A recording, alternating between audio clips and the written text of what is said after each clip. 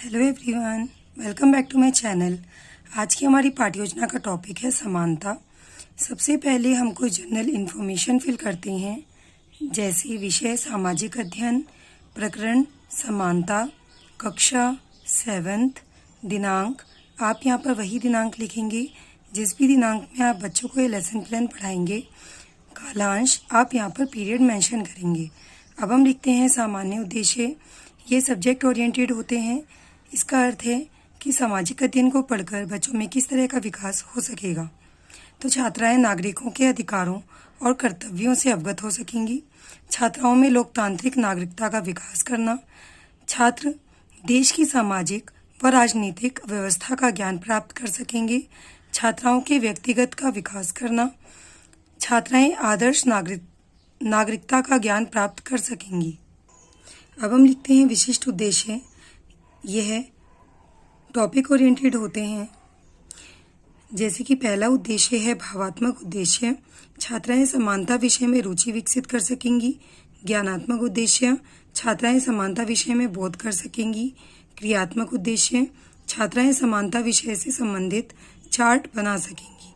अब हम लिखते हैं सहायक सामग्री। यह वह सामग्री होती हैं जो हम अपनी पाठ्य योजना को पढ़ाते समय उपयोग में लाते हैं, जैसे लपेट शामपट, चार्ट, चौक, डस्टर आदि। अब हम लिखते हैं पूर्व ज्ञान।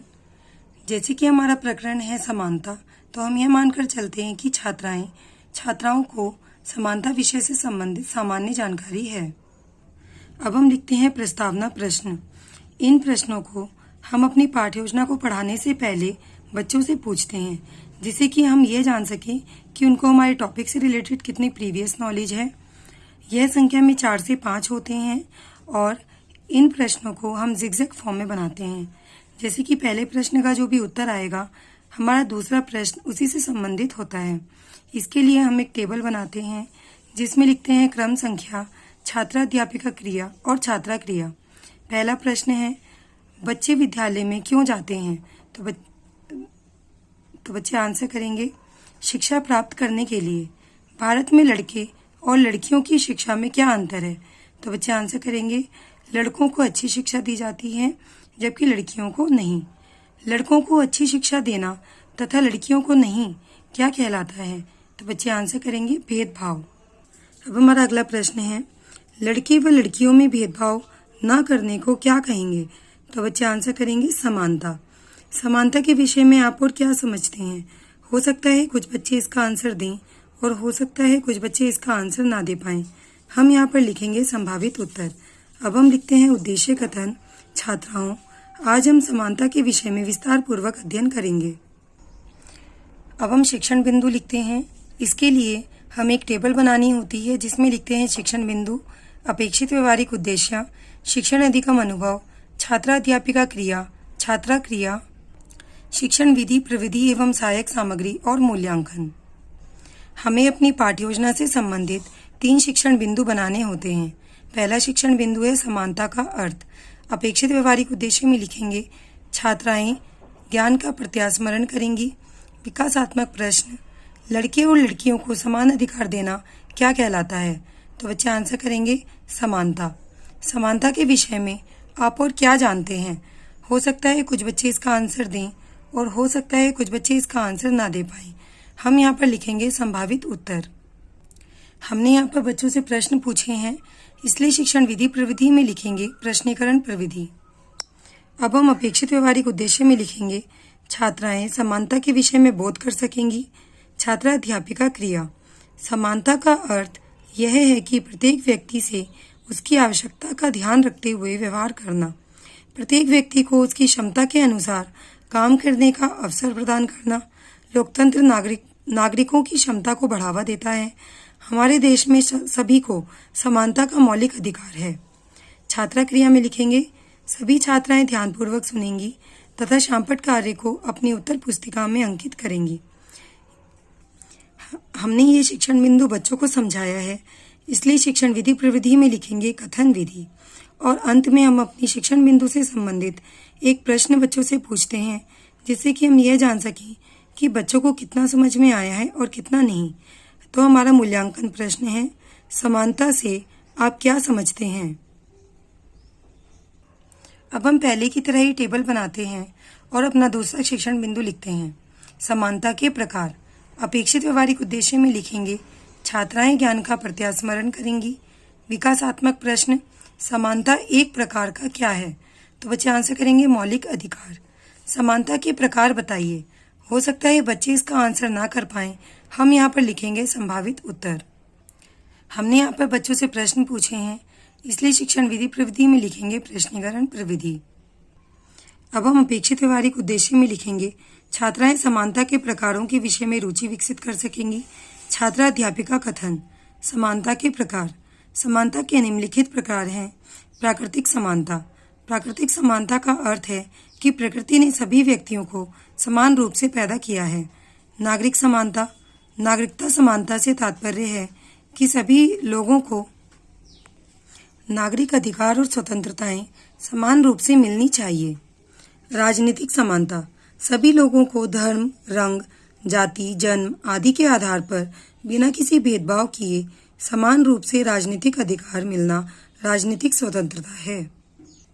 छात्रा क्रिया में लिखेंगे सभी छात्राएं ध्यानपूर्वक सुनेंगी तथा शामपट कार्य को अपनी उत्तर पुस्तिका में अंकित करेंगी।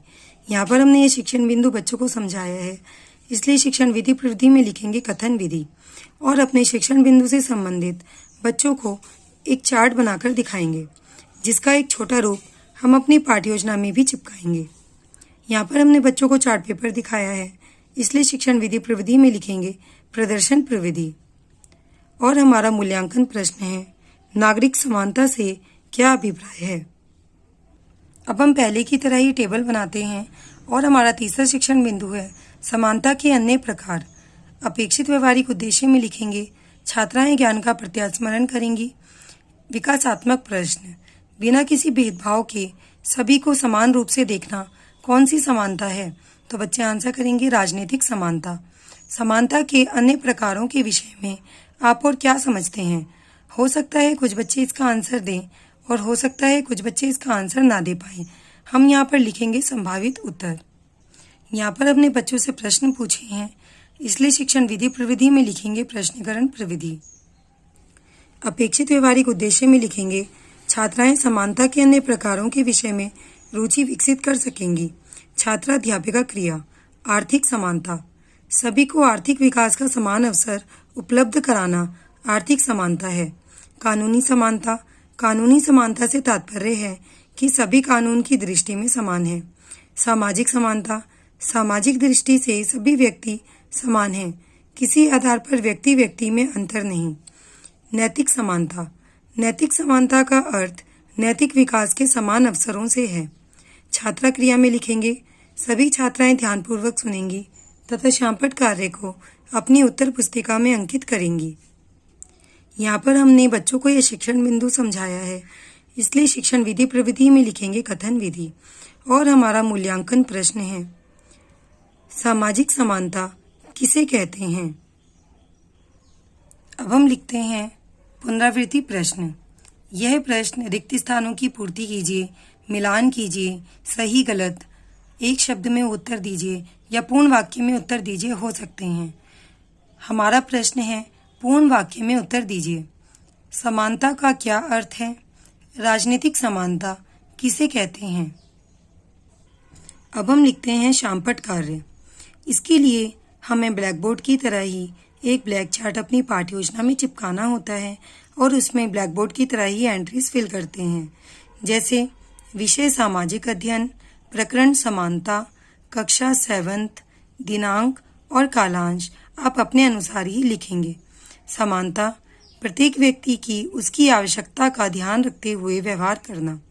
प्रकार प्राकृतिक समानता, नागरिक समानता, राजनीतिक समानता, आर्थिक समानता, कानूनी समानता, सामाजिक समानता और नैतिक समानता। अब हम लिखते हैं गृह कार्य। समानता का अर्थ विस्तार पूर्वक बताइए। समानता के प्रकारों का वर्णन करें।